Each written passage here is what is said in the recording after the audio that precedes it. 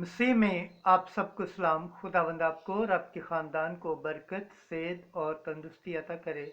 मसीह यीशु नासरी के नाम से आमीन। हमारे लिए आज की तिलावत यिर्मयाह नबी का सहीफ़ा 7 बाब 23 आयत से 28 आयत। ये वो कौम है जो खुदावंद अपने खुदा की आवाज़ नहीं सुनती। खुदा बाप, बेटे और रूह कुद्दस के नाम से आमीन। रबल फ़वाज इसराइल का खुदा यूं फरमाता है कि तुम्हारे बाप दादा को मैंने इस बात का हुक्म देकर कहा कि तुम मेरी आवाज़ सुनो तो मैं तुम्हारा खुदा हूँगा और तुम मेरी उम्मत होगे और तुम उस सारे राह में चलो जिसका मैंने हुक्म दिया ताकि तुम्हारा भला हो। पर उन्होंने ना सुना और ना अपने कान लगाए, बल्कि अपनी मशवरतों पर और अपने शरीर दिलों की जिद पर चले और पीछे को फिरे और आगे को ना चले।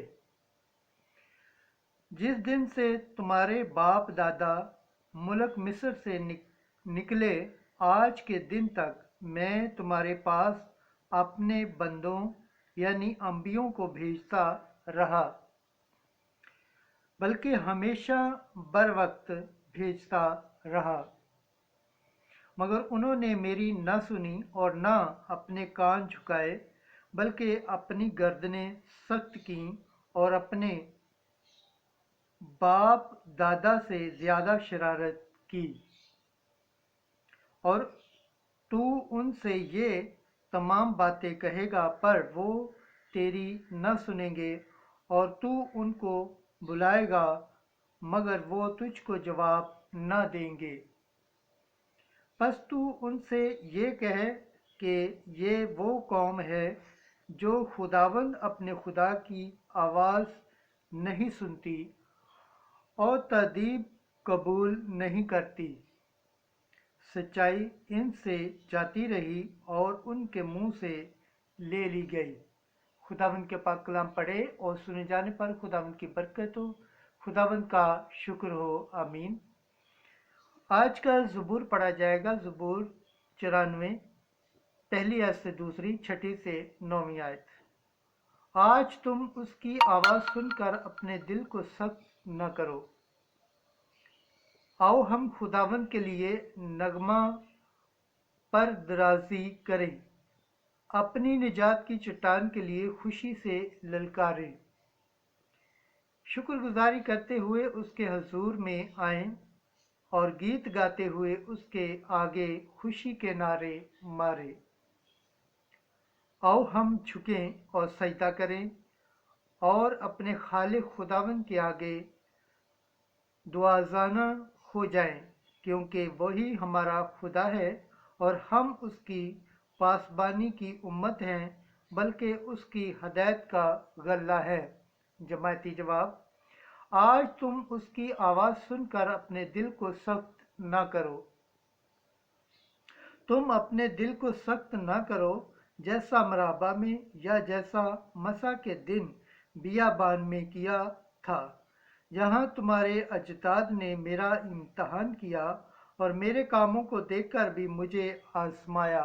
जमायती जवाब, आज तुम उसकी आवाज़ सुनकर अपने दिल को सख्त न करो। नारे हम्द। खुदावंद फरमाता है, अपने तमाम गुनाहों को अपने से दूर कर दो और अपने लिए नया दिल और नई रूह पैदा करो। अंजील मुकद्दस लूका के मुताबिक 11 बाब 14 से 23 है। जो मेरे साथ नहीं वो मेरे मुखालिफ है। उस वक्त यस्सु एक बदरूह को निकाल रहा था जो गूंगी थी, और जब बदरूह निकली तो यूं हुआ कि वो गूंगा बोला और हजूम मुतहज्जब हुआ। मगर उनमें से बास ने कहा कि वो बदरूहों के सरदार बाजम्बोल की मदद से बदरूहों को निकालता है। औरों ने आजमाइश के लिए आसमान पर से कोई निशान उससे मांगा, मगर उसने उनके ख्यालों को जानते हुए उनसे कहा कि जिस बादशाही में फूट पड़ जाए वो वीरान हो जाएगी और घर पर घर गिरेगा।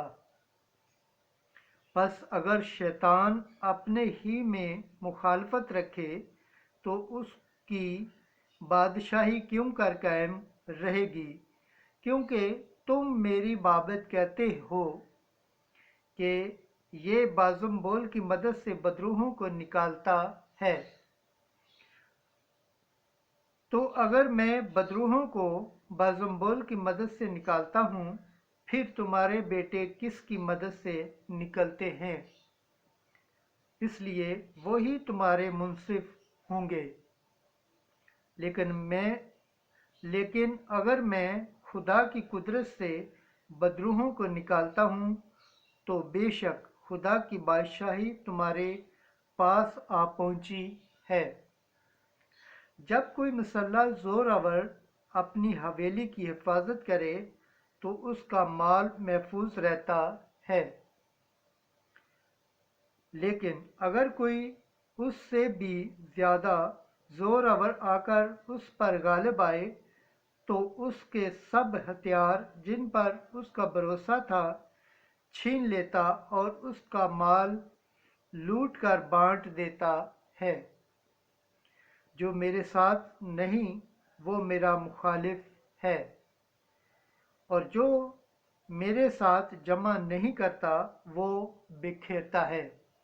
अंजील मुकद्दस के वसीला से हमारे गुनाह माफ़ किए जाए। ऐ मसीह तेरी सताइश हो। खुदावंद के पाक कलाम पढ़े और सुने जाने पर खुदावंद की बरकत हो।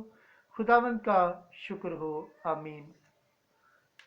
खुदा बाप, बेटे और रूह कुद्दुस के नाम से आमीन।